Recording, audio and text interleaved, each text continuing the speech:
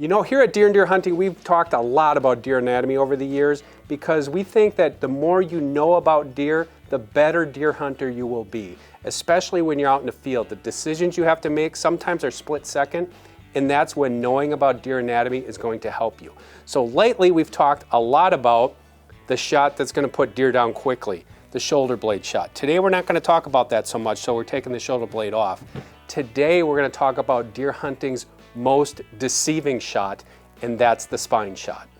So invariably, this is going to happen to you if you've deer hunted long enough. You're going to take a shot at a deer, whether you're gun hunting or bow hunting, and you're not hitting the shoulder, you're hitting that deer somewhere what we call the spine.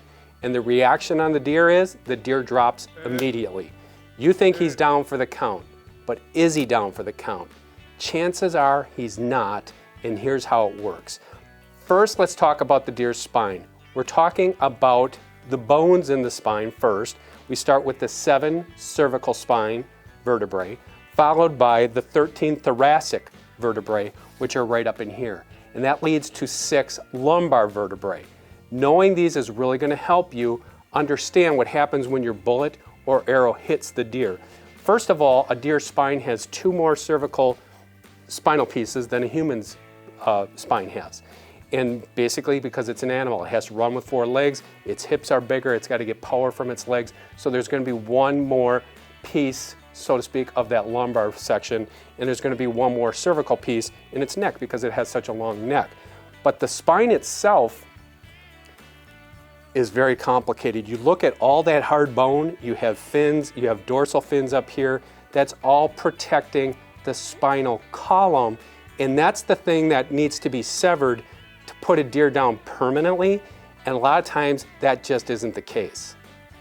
So people often ask me, what should I do in the case of a spinal shot? First thing I want to tell you is that spinal cord is very tough. So think of this as the housing for the spinal cord. The spinal cord is basically that cord. It covers all those nerve bundles. That covering is called meninges.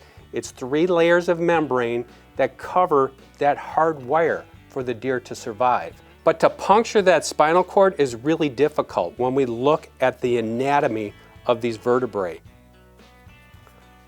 You have so many things going on here that it really is difficult, especially bow hunting, to truly spine shoot a deer. It happens, don't get me wrong, but with a gun, a lot more likely that you're going to put that deer down for the count, even if that bullet isn't severing the spinal cord. So what does that teach us? Well, when you look at the anatomy, it teaches you basically this. If you shoot at a deer with a gun or a bow and that deer drops and you think you spined him, what's your course of action?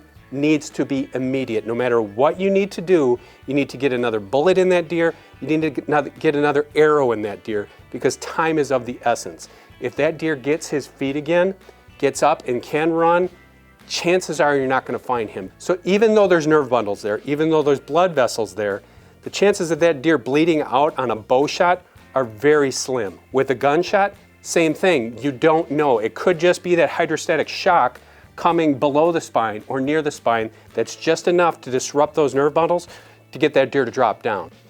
So what is the most deceiving shot in deer hunting? For me, it's the spine shot, because you just never know.